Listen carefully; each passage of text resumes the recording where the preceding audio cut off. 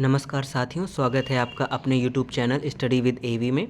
साथियों, हम आज शिक्षा बाल मनोविज्ञान के 30 अति महत्वपूर्ण प्रश्नों का अभ्यास करेंगे जो आपकी आगामी सीटेट और जो भी आपका टेट एग्ज़ाम्स होगा उसके लिए अति महत्वपूर्ण प्रश्न हैं। और साथियों, शुरू करते हैं हम आज का अभ्यास। आज का पहला प्रश्न है, बाल विकास को समझने के लिए सबसे विश्वसनीय तरीका क्या है? आपका ऑप्शन ए है सुनवाई, ऑप्शन बी प्रत्यक्ष अवलोकन, ऑप्शन सी दंड, ऑप्शन डी पुरस्कार। तो आपका बाल विकास को समझने के लिए सबसे विश्वसनीय तरीका क्या है? इसका सही जवाब होगा साथियों आपका ऑप्शन बी प्रत्यक्ष अवलोकन। यानी आप प्रत्यक्ष तौर पर अगर बच्चे को समझना चाहते हैं तो उसको प्रत्यक्ष अवलोकन करना पड़ेगा, तभी आप उसकी बाल विकास की जो तरीका है, विश्वसनीय तरीका, वही आप उससे समझ पाएंगे। तो इसका सही जवाब होगा आपका ऑप्शन बी प्रत्यक्ष अवलोकन। अगले प्रश्न पर आते हैं। प्रश्न नंबर 2, अभिप्रेरणा मुख्यतः किस प्रकार की मानसिक शक्ति है? ऑप्शन ए बाह्य ऊर्जा, ऑप्शन बी आंतरिक ऊर्जा, ऑप्शन सी दंड, ऑप्शन डी अवरोध। तो अभिप्रेरणा मुख्यतः किस प्रकार की मानसिक शक्ति है साथियों? तो जो अभिप्रेरणा है यानी मोटिवेशन है, जो मुख्यतः किस प्रकार की मानसिक शक्ति है, तो इसका सही जवाब होगा आपका ऑप्शन बी आंतरिक ऊर्जा। तो इसका सही जवाब होगा ऑप्शन बी। अगले प्रश्न पर आते हैं। प्रश्न नंबर 3, सीखने के स्थानांतरण यानी ट्रांसफ़र ऑफ लर्निंग का सकारात्मक उदाहरण कौन है? ये आपको बताना है। यानी सीखने के स्थानांतरण का सकारात्मक उदाहरण कौन है? ऑप्शन ए गणित सीखकर विज्ञान समझना, ऑप्शन बी गलत भाषा आदतें अपनाना, ऑप्शन सी परीक्षा में घबराना और ऑप्शन डी किसी विषय को भूल जाना। तो सीखने के स्थानांतरण का जो सकारात्मक यानी जो पॉजिटिव ट्रांसफ़र है, वो ट्रांसफ़र ऑफ लर्निंग का वो सबसे बेहतरीन आपका उदाहरण क्या है? इसका सही जवाब होगा गणित सीखकर विज्ञान समझना। ऑप्शन ए सही जवाब होगा। Option A is the correct answer. अगले प्रश्न पर आते हैं। प्रश्न नंबर 4, बाल केंद्रित शिक्षा का मुख्य मूल सिद्धांत क्या है? तो ऑप्शन ए शिक्षक का नियंत्रण, ऑप्शन बी ज्ञान का थोपना, ऑप्शन सी बच्चे की रुचि व अनुभव और ऑप्शन डी सख्त अनुशासन। तो जो साथियों बाल केंद्रित शिक्षा का जो मूल सिद्धांत है या जी उसका रूट प्रिंसिपल है वो क्या है? सही जवाब होगा ऑप्शन सी बच्चे की रुचि व अनुभव के आधार पर शिक्षा होनी चाहिए, वही बाल केंद्रित शिक्षा का मूल सिद्धांत है। तो ऑप्शन सी इसका सही जवाब होगा। अगले प्रश्न पर आते हैं। साथियों, आपका वीडियो कैसा लग रहा है? आपको अगर वीडियो अच्छा लग रहा हो तो लाइक ज़रूर कर दिया करिए साथियों। लाइक करने में आप लोग बहुत कंजूसी करते हैं। और साथ ही साथ चैनल्स को भी सब्सक्राइब कर लिया करिए, बेल आइकन को प्रेस कर लिए, और जिससे आपको ऑल वीडियो के नोटिफिकेशन मिलते रहें। और अपने साथियों के साथ भी शेयर कर दीजिए जिससे सभी को इसका लाभ मिल सके। मेरा प्रयास यही रहता है 10 से 15 मिनट में आपको अच्छे से जो इम्पोर्टेंट 30 क्वेश्चंस रहते हैं वो आपका अभ्यास कराना।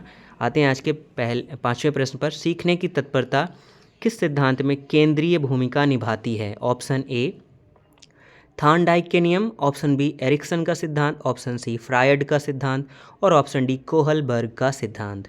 तो जो सीखने की तत्परता किस सिद्धांत में केंद्रीय भूमिका निभाती है, तो ये किसने सिद्धांत दिया है? ये आपका ऑप्शन है थार्नडाइक के नियम। तो ऑप्शन ए है थार्नडाइक के नियम, सीखने की तत्परता। अगले प्रश्न पर आते हैं। प्रश्न नंबर 6, पूर्व ज्ञान क्यों महत्वपूर्ण है? ऑप्शन ए नई जानकारी जोड़ने के लिए आधार बनाता है, ऑप्शन बी सीखने को कठिन बनाता है, ऑप्शन सी अनावश्यक है और ऑप्शन डी परीक्षा के लिए उपयोगी नहीं है। तो पूर्व ज्ञान क्यों महत्वपूर्ण है? क्योंकि ये क्या करता है? आपका सही जवाब होगा ऑप्शन ए नई जानकारी जोड़ने के लिए आधार बनाता है। अगर आप पूर्व ज्ञान से किसी भी चीज़ को जोड़कर देखते हैं तो नई जानकारी आप जल्दी से सीख पाते हैं। इसका सही जवाब होगा ऑप्शन ए। प्रश्न नंबर 7, व्यक्तिगत अंतर का कारण नहीं है। ऑप्शन ए अनुमानसिकता, ऑप्शन बी पर्यावरण, ऑप्शन सी अभ्यास और ऑप्शन डी समय की पाबंदी। तो व्यक्तिगत अंतर यानी कि जो सभी में व्यक्तित्व का अंतर होता है, यानी कि किसी के अंदर कोई क्वालिटी होती है, किसी के अंदर कोई क्वालिटी होती है, तो इसमें से कौन सा कारण इसमें नहीं होगा ये आपको बताना है। तो अनुमानसिकता होता है, पर्यावरण भी होता है और अभ्यास भी होता है। तो जो आपका नहीं होता है वो क्या होगा? समय की पाबंदी। ये डिपेंड नहीं करती है ये कि डिफ्रेंशिएशन ऑफ जो आपकी पर्सनालिटीज़ है उसको डिफरेंट नहीं करती है। तो उसका सही जवाब होगा आपका ऑप्शन डी समय की पाबंदी। प्रश्न नंबर 8, प्रेरणा के बिना अधिगम की गुणवत्ता कैसी होती है? यानी अगर मोटिवेशन नहीं है तो उसकी जो सीखने की गुणवत्ता होगी वो कैसी होगी, ये आपको बताना है। ऑप्शन ए लंबे समय तक स्थिर, ऑप्शन बी शीघ्र भूलने योग्य, ऑप्शन सी बहुत प्रभावी और ऑप्शन डी भावनात्मक रूप से गहरा। तो अगर प्रेरणा के बिना अधिगम की गुणवत्ता है तो वो कैसी होगी, शीघ्र भूलने वाली होगी। यानी कि जब उसका मन ही नहीं होगा किसी चीज़ को सीखने में तो वो उस चीज़ को जल्दी से भूल जाएगा, तो शीघ्र भूलने के योग्य होगा वो। अगले प्रश्न पर आते हैं, प्रश्न नंबर 9। बहुबौद्धिकता सिद्धांत किसने दिया? Option A Galton, option B Gardner, option C Binet और ऑप्शन डी स्टर्न। तो जो बहुबौद्धिकता सिद्धांत है, मल्टीपल जो आपकी प्रोफिशेंसी है, एफिशिएंसी है, ब्रिलियंसी है, वो किसने सिद्धांत दिया है? बहुबौद्धिकता सिद्धांत किसने दिया है? तो इसका सही जवाब होगा गार्डनर ने दिया है। तो इसका सही जवाब option B is the correct answer. अगले प्रश्न पर आते हैं, प्रश्न नंबर 10। सक्रिय अधिगम की विशेषता क्या है? ऑप्शन ए छात्र केवल सुनते हैं, ऑप्शन बी छात्र कक्षा में भाग लेते हैं, ऑप्शन सी छात्र रटते हैं, ऑप्शन डी शिक्षक एक तरफा व्याख्यान देते हैं। तो जो सक्रिय अधिगम की विशेषता क्या है, यानी जो सक्रिय अधिगम यानी जिसमें सभी पूरी तरह से बच्चे पार्टिसिपेट करें, वो अधिगम की विशेषता क्या होनी चाहिए?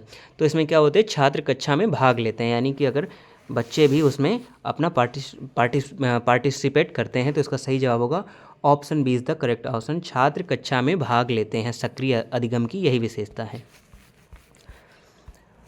प्रश्न नंबर 11। सीखने में वातावरण का सबसे महत्वपूर्ण तत्व क्या है? ऑप्शन ए डर, ऑप्शन बी दंड, ऑप्शन सी सहयोगी और सुरक्षित माहौल, ऑप्शन डी कठोर नियम। तो सीखने में वातावरण का जो सबसे महत्वपूर्ण तत्व क्या है, यानी इसका सही जवाब होगा ऑप्शन सी सहयोगी और सुरक्षित माहौल देना ही सीखने के वातावरण में सबसे महत्वपूर्ण तत्व है। अगले प्रश्न पर आते हैं, प्रश्न नंबर 12।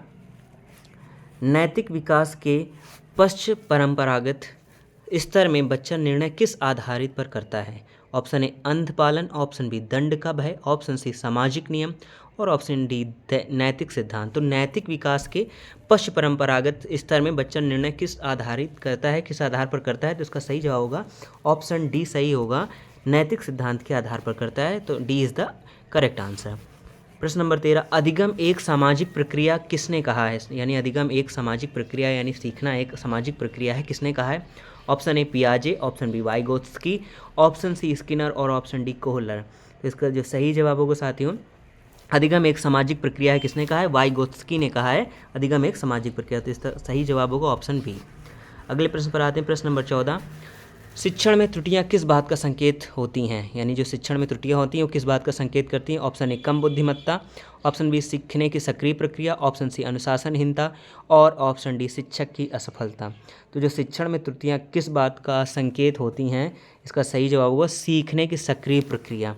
यानी कि जो सीखने की सक्रिय प्रक्रिया है उसमें पार्टिसिपेशन कम होता है, तो ये शिक्षण में त्रुटियाँ इस बात का संकेत करती हैं। तो शिक्षण में त्रुटियाँ किस बात का संकेत होती है? सीखने की सक्रिय प्रक्रिया। अगले प्रश्न पर आते हैं, प्रश्न नंबर 15। सृजनात्मकता का मुख्य तत्व क्या है? ऑप्शन ए नकल, ऑप्शन बी नया व मौलिक विचार, ऑप्शन सी रटना, ऑप्शन डी शारीरिक शक्ति। तो जो सृजनात्मक का मुख्य तत्व है वो क्या है आपका? ऑप्शन बी सही जवाब होगा नया व मौलिक विचार, यही इसका सही जवाब होगा ऑप्शन बी। साथियों आपको वीडियो कैसा लग रहा है जरूर बताइएगा कमेंट बॉक्स में, और अपना स्कोर भी बताइएगा कि आपके 30 में कितना है, ये कमेंट बॉक्स में ज़रूर बताइएगा। अच्छा लग रहा हो तो लाइक ज़रूर कर लें, सब्सक्राइब भी कर लें चैनल को। प्रश्न नंबर 16। बच्चे में जिज्ञासा किस प्रकार की शक्ति है? ऑप्शन ए अवरोध, ऑप्शन बी निष्क्रियता, ऑप्शन सी अधिगम की प्रेरक शक्ति और ऑप्शन डी दंड का परिणाम।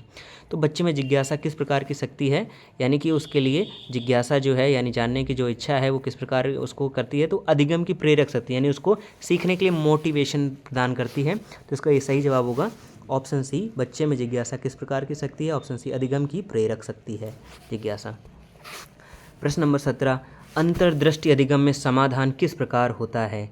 तो ऑप्शन ए बार बार प्रयास से, ऑप्शन बी रटकर, ऑप्शन सी अचानक अंतर्दृष्टिपूर्वक और ऑप्शन डी दंड के माध्यम से। तो जो अंतर्दृष्टि अधिगम है में समाधान किस प्रकार होता है? अचानक अंतर्दृष्टिपूर्वक से होता है। तो इसका सही जवाब होगा option C is the correct answer.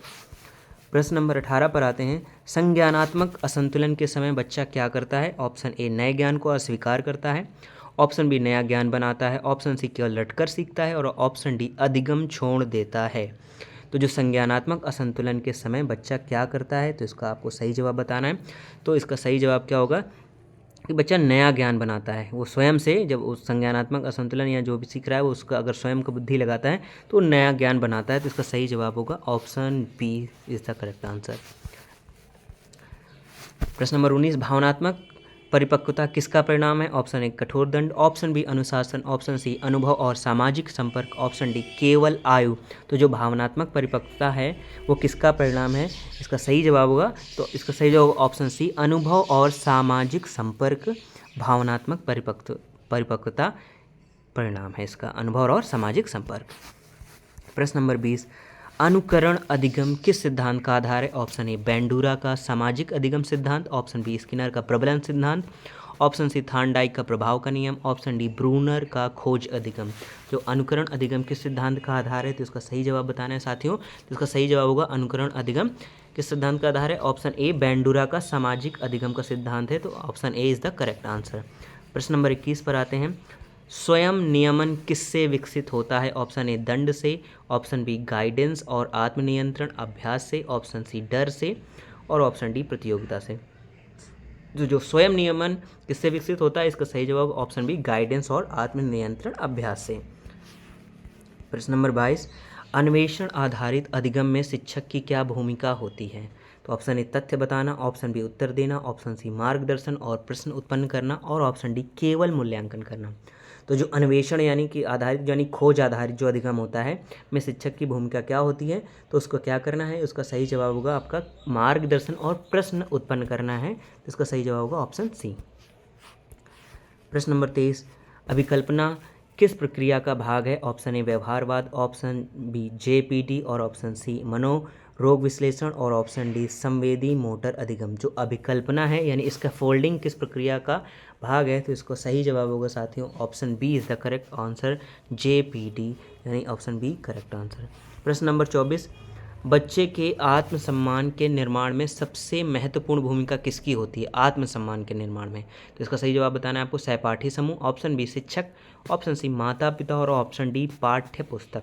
तो जो बच्चे के आत्मसम्मान के निर्माण में सबसे महत्वपूर्ण भूमिका होती है वो किसकी होती है? वो होती है माता पिता की, तो इसका सही जवाब होगा ऑप्शन सी माता पिता, ऑप्शन सी सही जवाब हुआ। प्रश्न नंबर 25 पर आते हैं, बालक की निजी गति से सीखने की अवधारणा किस सिद्धांत से संबंधित है? ऑप्शन ए व्यक्तिगत भिन्नता सिद्धांत, ऑप्शन बी व्यवहारवाद, ऑप्शन सी मनोविश्लेषण और ऑप्शन डी नैतिक विकास। तो जो बालक की निजी गति से सीखने की अवधारणा किस सिद्धांत से संबंधित है, तो इसका सही जवाब होगा ऑप्शन ए, क्योंकि वो निजी गति से सीखता है तो यानी इसकी व्यक्तिगत भिन्नता सिद्धांत, तो ऑप्शन सही जवाब होगा आपका ऑप्शन ए व्यक्तिगत भिन्नता सिद्धांत, option A is the correct answer. प्रश्न नंबर 26, किस अवस्था में बच्चा सार तर्क विकसित करता है? ऑप्शन ए संवेदी मोटर अवस्था, ऑप्शन बी पूर्व संक्रियात्मक, ऑप्शन सी ठोस संक्रियात्मक और ऑप्शन डी औपचारिक संक्रियात्मक। तो किस अवस्था में बच्चा सार तर्क विकसित करता है, तो इसका सही जवाब होगा ऑप्शन डी औपचारिक संक्रियात्मक। प्रश्न नंबर 27, सहपाठी सहयोग किस सिद्धांत का मुख्य तत्व है? ऑप्शन ए स्किनर का सिद्धांत, ऑप्शन बी वाइगोत्स्की का जेडपीडी, ऑप्शन सी पियाजे का समायोजन, ऑप्शन डी एरिक्सन का संकट सिद्धांत। तो जो सहपाठी सहयोग सिद्धांत है वो मुख्य तत्व किसका है? इसका सही जवाब होगा आपका ऑप्शन बी वाइगोत्स्की का जेडपीडी सिद्धांत। अगले प्रश्न पर आते हैं, प्रश्न नंबर 28, परस्पर क्रिया किस प्रकार के शिक्षण का आधार है? ऑप्शन ए संरचनावादी शिक्षण, ऑप्शन बी व्यवहारवादी शिक्षण, ऑप्शन सी यांत्रिक शिक्षण और ऑप्शन डी रटंत शिक्षण। तो परस्पर क्रिया किस प्रकार के शिक्षण का आधार है, तो इसका सही जवाब देना है साथियों आपको, तो इसका सही जवाब होगा ऑप्शन ए संरचनावादी शिक्षण का आधार है परस्पर क्रिया। आज के प्रश्न नंबर 29 पर आते हैं, सामाजिक विकास में कौन महत्वपूर्ण है? ऑप्शन ए केवल प्रतियोगिता, ऑप्शन बी सहयोग और समूह सहभागिता, ऑप्शन सी अकेले सीखना और ऑप्शन डी केवल दंड। जो सामाजिक विकास में कौन महत्वपूर्ण है, तो ये क्या है? ऑप्शन बी इसका सही जवाब होगा, सहयोग और समूह सहभागिता से ही सामाजिक विकास होता है, तो इसका सही जवाब होगा ऑप्शन बी सहयोग और समूह सहभागिता। आज के अंतिम प्रश्न पर आते हैं साथियों, आपको वीडियो कैसा लग रहा है जरूर कमेंट बॉक्स में बताइएगा, कमेंट जरूर कर दिया करिए, कुछ भी जो आपको जैसा लग रहा है, मेरी मेहनत कैसी आपको लग रहा है, थोड़ा मोटिवेशन मिलता है लाइक करने से, आपके कमेंट करने से। और अगर चैनल अभी तक सब्सक्राइब नहीं किया तो सब्सक्राइब कर लें, बेल आइकन को प्रेस कर लें, ऑल नोटिफिकेशंस को, और अपने साथियों के साथ भी शेयर कर दें जिससे सभी को इसका लाभ मिल सके और आपकी तैयारी में 100% आप इसमें अंक प्राप्त कर सकें। तो आज के अंतिम प्रश्न पर आते हैं, वाइगोत्स्की के अनुसार भाषा का प्राथमिक कार्य क्या है? ऑप्शन ए सिर्फ बोलना, ऑप्शन बी संचार और सोच का विकास, ऑप्शन सी रटना, और ऑप्शन सी और ऑप्शन डी दंड देना। तो जो वाइगोत्स्की के अनुसार भाषा का प्राथमिक कार्य क्या है, तो इसका सही जवाब होगा ऑप्शन बी संचार और सोच का विकास। तो इसका सही जवाब होगा ऑप्शन बी। वाइगोत्स्की के अनुसार भाषा का प्राथमिक कार्य क्या है, संचार और सोच का विकास। तो आज का अभ्यास साथियों यहीं तक। Thank you so much.